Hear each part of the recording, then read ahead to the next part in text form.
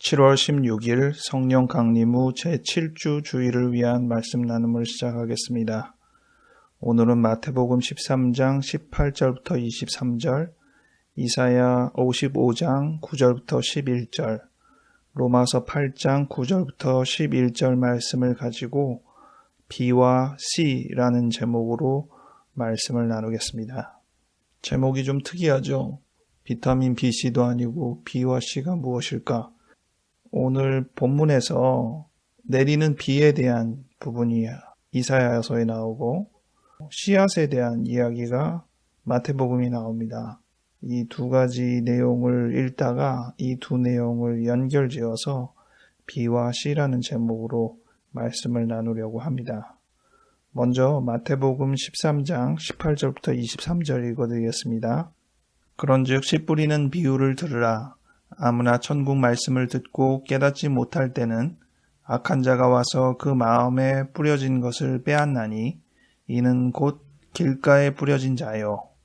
돌밭에 뿌려졌다는 것은 말씀을 듣고 즉시 기쁨으로 받되 그 속에 뿌리가 없어 잠시 견디다가 말씀으로 말미암아 환난이나 박해가 일어날 때에는 곧 넘어지는 자요. 가시떨기에 뿌려졌다는 것은 말씀을 들으나 세상의 염려와 재물의 유혹에 말씀이 막혀 결실하지 못하는 자요. 좋은 땅에 뿌려졌다는 것은 말씀을 듣고 깨닫는 자니 결실하여 어떤 것은 100배, 어떤 것은 60배, 어떤 것은 30배가 되느니라 하시더라. 아멘. 씨가 네 군데에 떨어지죠. 하나는 길가에, 또 하나는 돌밭에, 또 하나는 가시떨기 위에, 또 하나는 좋은 땅에 뿌려졌고 그에 따라서 결과가 달라지는 것을 비유로 먼저 말씀하셨고 오늘 읽은 본문에서는 제자들 앞에서 예수님이 그 비유의 의미를 해석해주는 내용이었습니다. 예수님은 이 씨로 여러 비유를 말씀하신 편입니다. 우리가 제일 대표적으로 알고 있는 것은 요한복음 12장 24절에 있는 대로 한 알의 밀이 땅에 떨어져 죽지 아니하면 한 알 그대로 있고 죽으면 많은 열매를 맺느니라 이 비유일 것입니다. 농부는 하나님의 마음을 이해하기에 참 적절한 직능이 아닌가 싶습니다. 우리가 농부의 마음을 충분히 이해는 못한다고 해도 화초를 키우는 작은 부분에서도 하나님의 뜻을 생각하게 되는 부분이 많이 있습니다. 최근에 저도 금방 죽을 듯한 식물이 물만 줘도 파릇파릇 다시 살아나는 경험을 하면서 생명의 신비, 자연의 신비에 대해서 생각해보는 기회가 되었습니다. 그런데 이 씨는 참 많은 가능성을 지니고 있는 존재이지만 이것이 그대로 있으면 아무 의미가 없습니다. 분명히 그 씨는 발화되어야 하는 것이죠. 발화가 되는 그 부분을 가리켜 요한복음에서는 죽는다고 표현을 했습니다. 원래의 씨의 형체가 무너지기 때문이기도 하겠죠. 오늘 이 본문 마태복음에서 이 부분을 해석할 때 예수님께서는 깨닫는 것이라고 설명을 했습니다. 19절에 깨닫지 못할 때에는 이런 표현이 나오고 23절에는 깨닫는 자니 이런 표현이 나옵니다. 이것이 그 씨가 그 모양을 잃어버리지 않고 그대로 있어서 깨닫지 못하는 입장이 되거나 또는 그 씨가 깨달음을 가지고 씨가 발화를 하여 최종적으로 열매를 맺는 결과를 보여주는 경우를 들 수 있습니다. 이 깨달음 내지 죽음, 이 의미를 다른 의미로 다양하게 묵상해 볼 수 있겠습니다. 우리가 제일 많이 떠오르게 될 수 있는 개념으로는 희생이 있고 또 갱신이 있죠. 우리는 스스로를 계속 반성하고 변화시켜서 새로운 존재가 되게 해야 합니다. 그것이 깨닫는 자의 모습이고 그것을 통해서 최종적으로 열매를 이루겠죠. 인간이 다른 피조물과 다른 점은 지혜에 있다 하겠는데 그 지혜의 가장 중요한 특징 중에는 언어가 있습니다. 언어는 어떤 개념을 옮겨가는 것이잖아요. 근데 그 언어가 해석되지 않고 전달되지 않으면 그 문자는 오늘 비유대로 죽지 아니하는 것, 깨닫지 못하는 것, 발화되지 않는 것과 동일합니다. 그 언어가 읽혀져서 그 언어의 의미대로 다음 행보가 이루어질 때 그 문자는 비로소 발화되는 것이고, 예수님의 비유대로라면 그 씨가 죽어지는 것이고, 그것을 통해서 열매를 맺게 되는 것입니다. 우리는 모양을 잃지 않으나 결국은 열매 맺지 못하는 입장이 되거나, 아니면 그 원형은 완전히 훼손되는 듯하지만 갱신을 통해서 최종적으로 열매를 맺는 단계까지 이룰 수 있는지 생각해 보아야겠습니다. 마태복음에는 이 과정에서 여러 제한점을 보여줍니다. 아예 길가에서 변하지 않는 채로 그대로 있는 입장. 두 번째는 뿌리를 내리긴 했지만 그 뿌리가 충분히 내리지 않아서 결국은 말라버리는 입장. 세 번째는 뿌리가 내리긴 했지만 성장의 방해를 받아서 최종적으로는 열매까지 이르지 못하는 이런 여러 가지의 과정을 설명하고 있습니다. 우리의 삶과 비교하면서 생각해 보면 어느 자리에 있느냐, 그 씨가 발화되어야 할 곳에 놓여 있을 때 비로소 발화될 수 있다는 것인데, 그 발화될 수 있다는 곳은 적절한 토양이잖아요. 영양분을 받을 수 있는 충분한 조건의 장소라고 할 수 있겠습니다. 그 장소에 놓여 있을 때 우리는 가능성이 있는 것이죠. 우리가 말씀을 읽는 행위는 그러한 자리에 있는 것과 다름없겠습니다. 하지만 그 말씀을 읽는 것이 진정한 깨달음에 이어지지 않는다면 적절한 위치에는 있지만 뿌리를 내리지 못하거나 성장하지 못하는 그 위치와 다름없는 꼴이 됩니다. 오늘 이 적절한 토양과 관련되어서 생각해 볼 수 있는 것이 바로 비입니다. 비가 내리면 적절한 수분을 이 씨에게 제공하는 것이죠. 그 부분을 생각해 보기 위해서 오늘 성경의 두 번째 성경인 이사야 55장 9절부터 11절 말씀을 읽어드리겠습니다. 이는 하늘이 땅보다 높음같이 내 길은 너희의 길보다 높으며 내 생각은 너희의 생각보다 높음이니라. 이는 비와 눈이 하늘로부터 내려서 그리로 되돌아가지 아니하고 땅을 적셔서 소출이 나게 하며 싹이 나게 하여 파종하는 자에게는 종자를 주며 먹는 자에게는 양식을 줌과 같이 내 입에서 나가는 말도 이와 같이 헛되이 내게로 되돌아오지 아니하고 나의 기뻐하는 뜻을 이루며 내가 보낸 일에 형통함이니라. 아멘. 이사야에서는 하나님의 말씀을 비와 같이 이야기하고 있습니다. 그런데 비라는 개념을 설정하기 전에 높음과 낮음으로 설명하고 있습니다. 그 앞절 8절에도 하늘이 땅보다 높음같이 내 길은 너희의 길보다 높다. 내 생각은 너희의 생각보다 높다고 말씀하셨습니다.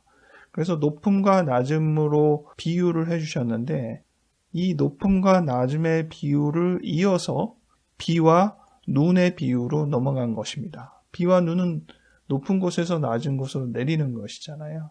하늘의 하나님께서 우리에게 말씀을 내리시는데 그것이 비와 눈처럼 내려온다고 생각할 수 있겠죠.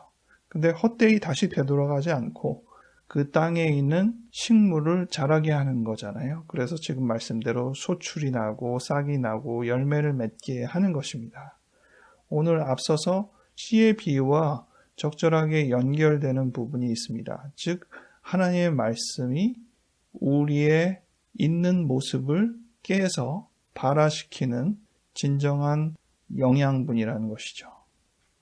물론 진정한 영양분을 받는다고 해도 우리가 돌밭에 있거나 가시떨기 위에 있는 것처럼 놓여지면 계속 그 방해물에 의해서 성장하지 못하게 될 것입니다.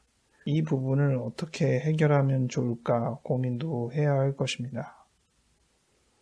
오늘 세 번째 성경 로마서 8장 이 말씀은 오늘 이 이야기를 육과 영이라는 개념에서 다시 생각해 볼 수 있는 본문입니다.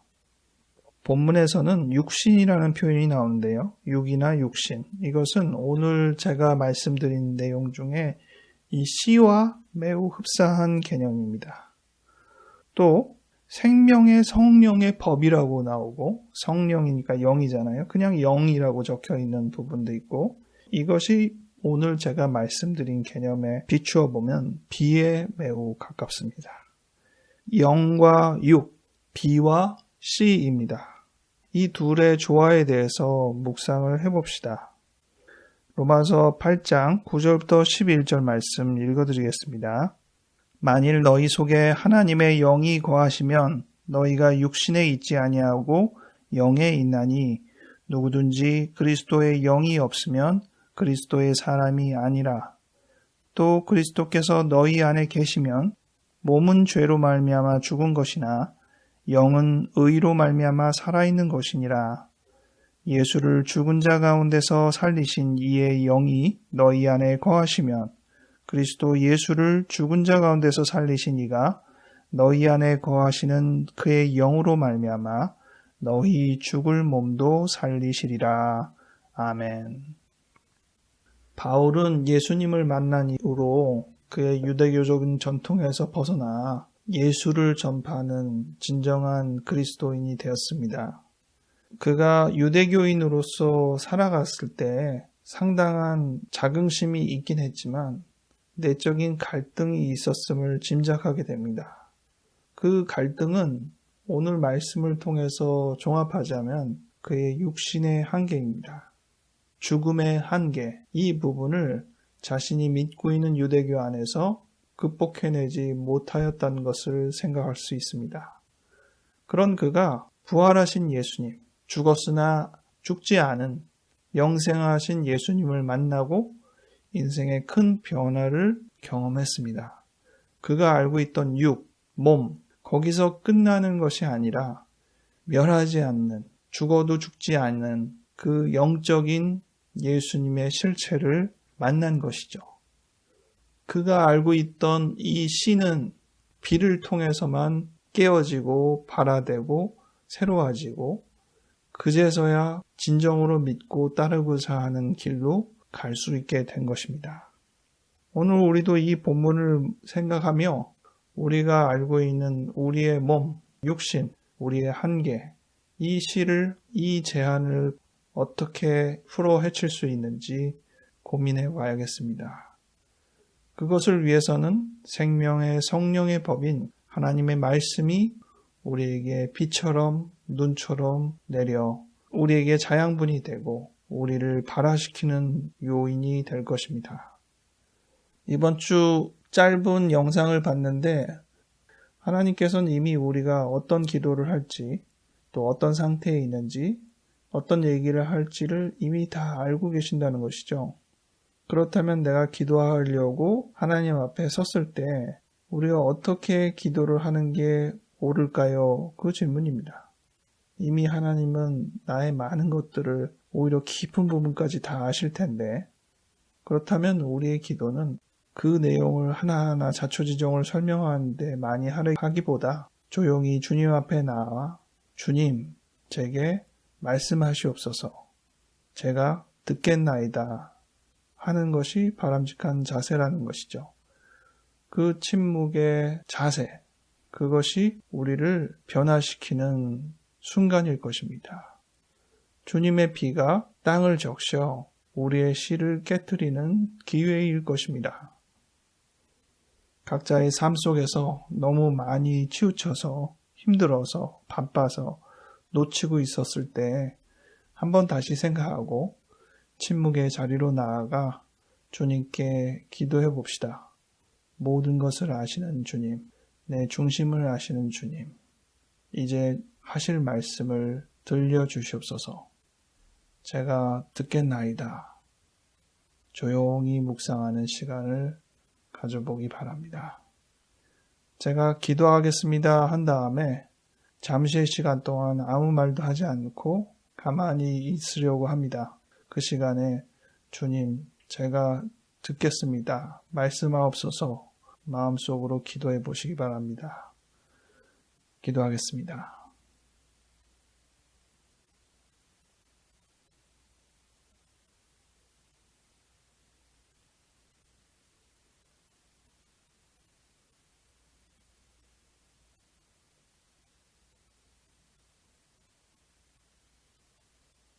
주님, 저의 마음에 진정으로 임하여 주시옵소서. 비처럼 눈처럼 우리의 이 메마른 땅을 촉촉히 적셔 주시옵소서. 그리하여 단단한 우리의 씨가 깨어져서 발아되어 뿌리를 내리고 가지를 잎을 피워 꽃을 피울 수 있는 열매를 맺을 수 있는 우리가 되게 하여 주시옵소서. 주님, 말씀하옵소서. 우리가 듣겠습니다. 감사드리옵고 예수님 이름으로 기도하였습니다. 아멘.